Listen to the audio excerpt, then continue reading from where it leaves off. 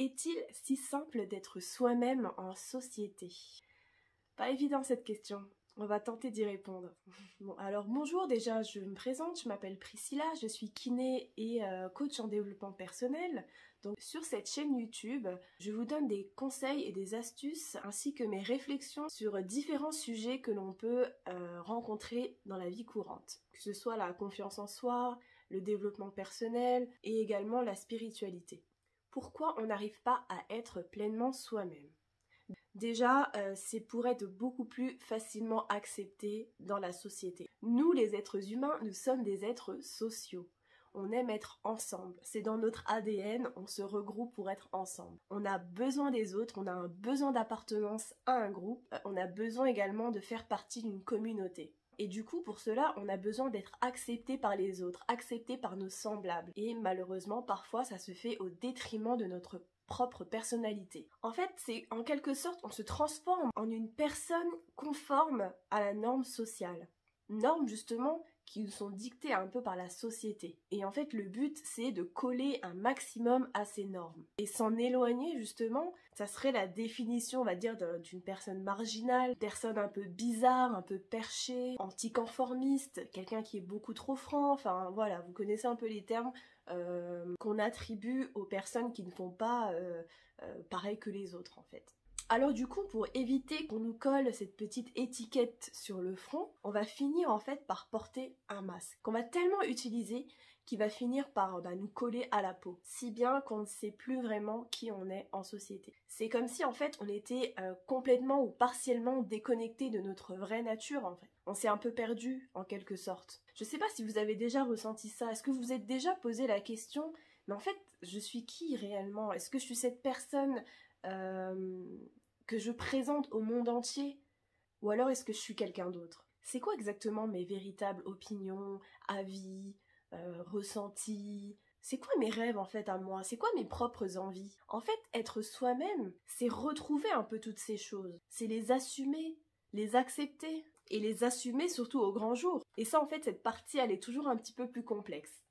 Je vous donne un exemple. Imaginons que vous êtes dans une réunion, il y a plusieurs personnes, plusieurs types de personnalités. Et vous, vous êtes une personne, imaginons, plus tournée dans la spiritualité ou des choses comme ça. Vous vous retrouvez avec des personnes qui sont très cartésiens et qui vont critiquer par exemple les personnes qui sont à fond dans la spiritualité. Et là, on vous pose la question, et toi, c'est quoi ton opinion? Et ben là, vous allez vous faire tout petit. Parce que vous avez pas envie que qu'on vous prenne pour la fille bizarre ou l'homme bizarre qui est un peu perché ou des choses comme ça. Donc c'est dans les moments-là qu'on n'est pas soi-même. Parce qu'on pourrait très bien assumer, oui, moi je suis comme ça, j'ai ces croyances, j'ai cette manière de fonctionner, mais en fait, vu que la majorité des gens autour de vous ont une opinion contraire à la vôtre, vous allez vous effacer, vous allez vous fondre dans le moule en fait. Vous allez adhérer à leur discours, même si au fond vous savez que ce n'est pas le cas, mais en fait vous allez vous fondre dans la masse pour que ce soit beaucoup plus facile et beaucoup moins malaisant pour vous. Ou alors, un autre exemple, le sujet qui était un petit peu délicat dans les bureaux en ce moment, c'était est-ce que tu es pro-vax ou anti-vax? Si vous êtes par exemple pro-vax et vous vous retrouvez avec des anti-vax, ils vont vous poser la question.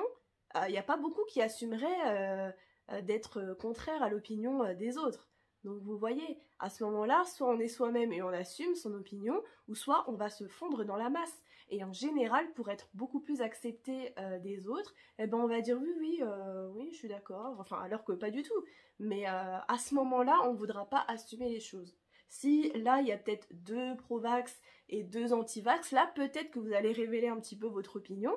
Mais si tout le monde est contre vous, on va dire, il n'y a pas beaucoup de personnes qui risquent d'assumer tout ça. Donc c'est ça que je voulais que vous compreniez. C'est pas si facile d'être soi-même en toutes circonstances. Est-ce que vous êtes prêt à assumer vos opinions, vos envies, vos rêves, etc. Et en fait, voilà, le fait d'assumer certaines choses, c'est pas évident, parce qu'en fait, c'est la peur du regard des autres. C'est ça qui nous fait défaut. Et en fait, assumer, c'est souvent la partie la plus complexe. Parce qu'il y a toujours la peur du regard des autres, du jugement des autres qui plane au-dessus de nos têtes. Et du coup, il en suit la peur du rejet et la peur d'être seul. Tout est lié en fait, hein. Toutes ces peurs sont souvent liées entre elles. Donc le point de départ déjà, c'est d'accepter de ne pas être parfait. Parce que on pourra dire tout ce qu'on veut, on fera jamais l'unanimité. On sera toujours contredit par quelqu'un, ou il y aura toujours une personne qui ne sera pas d'accord avec nous, c'est juste impossible. On peut pas être parfait, on peut pas plaire à tout le monde. Donc ça, en fait, il faut l'accepter. Et ça, il n'y a pas beaucoup de monde qui l'accepte.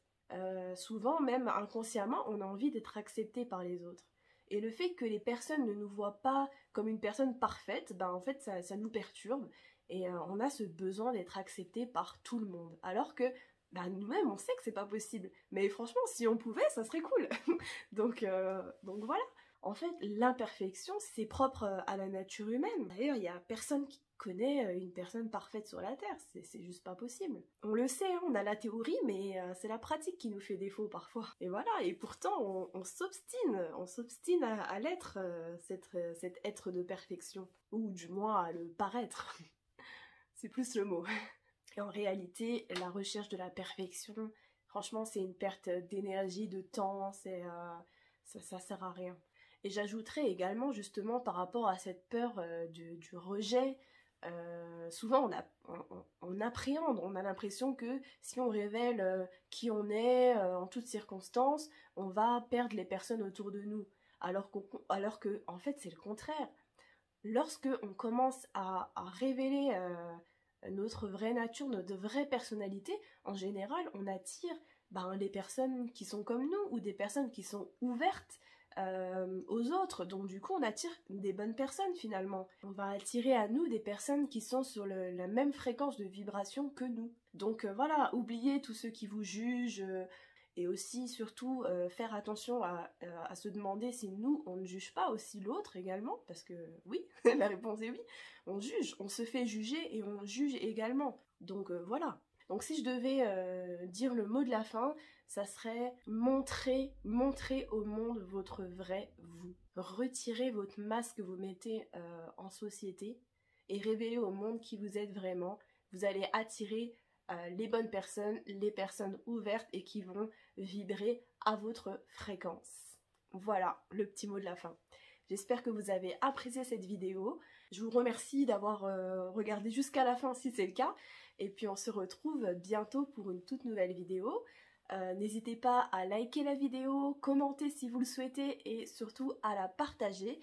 Ça permettra de contribuer à faire grandir cette chaîne, donc je compte sur vous. Et on se dit du coup à la prochaine. Au revoir!